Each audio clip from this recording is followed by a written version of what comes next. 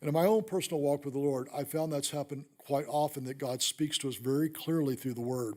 In the early days of being in Sudan, I'd come home from being in the field over the summertime, and guys, it gets really hot there. And I remember that when I came home, I called Gary Kuzunoki up. I said, Gary, I said, I've been in the Sudan for a long time. I'm tired. I'm worn out. I said, I don't want to go back for at least a couple months. And I was very clear about it. Well, the very next day, Gary called me on the phone. He said, hey, can you come down for a meeting? So I got in my car and I drove down to meet with him. When I got down there, he said, I need you to go back to Sudan. And I looked at him, I go, why do you need me to go back to Sudan, Gary? He said, the North has launched a massive offensive, and they've displaced thousands of people. There's a village called Tanj, and there's 9 to 12 people a day that are starving to death. And I need you to go back there and run operations. And I go, when do you want me to go? And he goes, today. I go, Gary, I can't go today. I said, I'll call you tomorrow. So I went home that night, guys, and I went to sleep, and the thought of going back there did not appeal to me at all.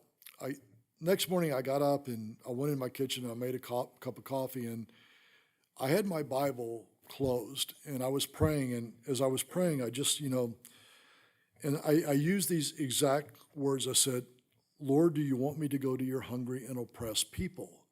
I said, you know how hot it is this time of year, and you know how tired I am.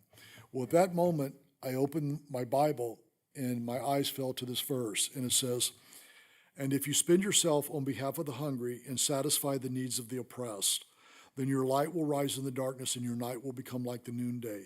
The Lord will guide you always, and he will satisfy your needs in a sun-scorched land, and he will strengthen your frame.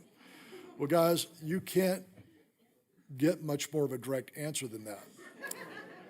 But at that moment, I heard somebody slide something under my front door. And I went over and I looked, and there was an envelope under my door. There was a young girl that used to come and interview me over 25 years ago.